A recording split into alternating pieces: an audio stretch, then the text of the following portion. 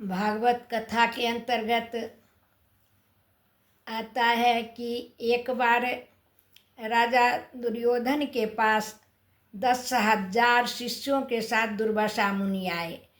दुर्योधन बहुत आव भगत किया, चूँकि जानता था कि दुर्वासा मुनि को तुरंत ही क्रोध आ जाता है, तो खूब सेवा की, बड़ी आव भगत की।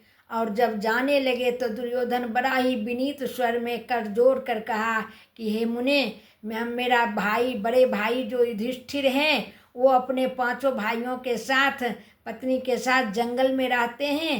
वे भी चाहते हैं कि 10,000 शिष्यों के साथ मेरे यहाँ भोजन आप करें, तो कृपया मेरे भाइयों के पास भी आप जाइए और उन्हें भी आशीर्वाद दीजिए।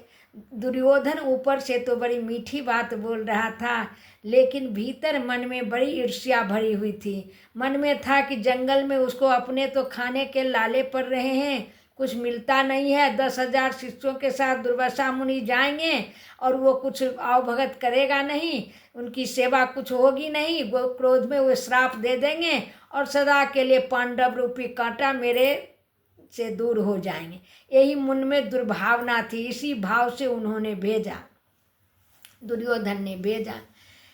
दुर्वासा मुनि महात्मा तो सीधे होते हुए 10,000 शिष्यों के साथ पहुंच गए। तब तक दोपहर हो गई थी और द्रौपदी को जो सूर्य भगवान द्वारा बटलोई मिला था, जिसके यही वरदान था कि जब सब खा लेंगे, द्रौपदी जब खाकर बर्तन धो देगी तो उससे भोजन समाप्त हो जाएगा, अन्यथा जब तक द्रौपदी नहीं खाएगी तब तक अच्छा पात्र वो है, उससे जितने लोगों को मन हो खिला सकते हो। तो द्रौपदी को तो मालूम नहीं था। 5 पांडवों को खिलाने के बाद द्रौपदी स्वयं भोजन करके बर्तन को अच्छी तरह से मल धोकर रख दी। तब दुर्वासा मुनि पहुँचे। युधिष्ठिर, कहाँ हो? सुनते हैं तुम धर्मराज हो। मैं 10,000 शिष्यों के साथ आया हूँ तुम्हारे यहाँ भोजन करने। मुझे तुम्हारा अनुज दुर्योधन ने भेजा है। युधिष्ठिर कर जोर कर खड़ा हो गए और कहे, हे महर्षि, सहर्ष स्वीकार है। तो कहते हैं, ठीक है, मैं जा रहा हूँ स्नान करने, तब तक तुम व्यवस्था करके रखो। अब इधर युधिष्ठिर के साथ सारे पांडव और द्रौपदी भी बड़ी चिंतित हुई कि अब मैं कहाँ से 10,000 शिष्यों के साथ दुर्वासा मुनि की सेवा कर पाऊँगा, भोजन करा पाऊँगा। अब क्या होगा? वो मुझे श्राप देकर चले जाएंगे, अब क्या होगा? इतने में ही द्रौपदी को अपने प्यारे भाई श्री कृष्ण की याद आई। द्रौपदी आर्त स्वर में पुकारने लगी, हे गोविंद, हे गोपाल, हे केशव, हे मुरारी, आप तो दीनों के दुख हरने वाले हो। कैसी विपत्ति मेरे ऊपर आ गई, आप आइए प्रभु। भगवान तो अंतर्यामी हैं। वो द्वारका में भोजन कर रहे थे, रुक्मिणी जी पंखा झल रही थी, शीघ्र वहाँ से छोड़े। रुक्मिणी जी पूछते रहे, प्रभु कहाँ जा रहे हैं? बोले, आकर बताऊंगा। और दौड़ते हुए भगवान आ गए और आते के साथ कहते, द्रौपदी, कृष्ण कृष्ण, मुझे बड़ी जोर की भूख लगी है, पहले कुछ खिलाओ तब मैं कुछ बोलूँगा।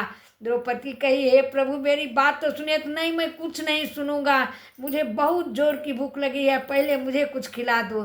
द्रौपदी बर्तन धो दी थी, इसलिए क्या दे, कही कुछ तो सुनिए भैया, मेरे पास कुछ नहीं है, मैं बटलोई धो चुके हैं। कहे, बटलोई ही मुझे दिखा दो। जब बटलोई धो दी है तो मैं उसी में देखता हूँ, कहीं कुछ होगा, एक आध कन वही खाकर मैं तृप्त हो जाऊँगा। द्रौपदी बेबस होकर बर्तन उला कर दी। कृष्ण भगवान तो लीलाधारी हैं, बर्तन धोया हुआ था यद्यपि, तथापि भगवान कृष्ण ने बड़े गौर से देखा तो उसके काने में तो एक तिनका साग का पड़ा हुआ था। झट से भगवान कृष्ण वो तिनका मुँह में डाले और पानी पीकर बोले, मैं आत्म संतुष्ट हो गया हूँ। द्रौपदी, बड़ी जोर की भूख लगी थी, अब मैं तृप्त हो गया हूँ। इतना कहना था कि उधर दुर्वासा मुनि जो 10,000 शिष्यों के साथ स्नान कर रहे थे, उन्हें लगा कि मेरा पेट भर गया है, अफर रहा है, अब वो क्या करें। जब नहाकर बाहर निकले, बोले, अब मैं युधिष्ठिर के पास नहीं जाऊंगा।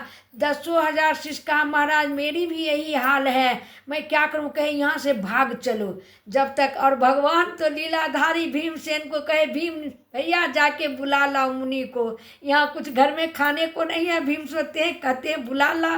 गए बुलाने, देखे नदी किनारे कोई नहीं है। दुर्वासा मुनि भाग खड़े हुए अपने 10,000 शिष्यों को लेकर। धन्य है भगवान कृष्ण जो अपने भक्तों की लाज हमेशा रखते आए हैं। और ये कथा की याद कौन कर रहे हैं? तो मरने के समय भीष्म पितामह अपनी स्तुति में इस कथा को याद कर रहे हैं। बोल दे वृंदावन बिहारी लाल की जय। इसलिए हम लोगों को भी पूर्णतः भगवान के प्रति समर्पित हो जाना है।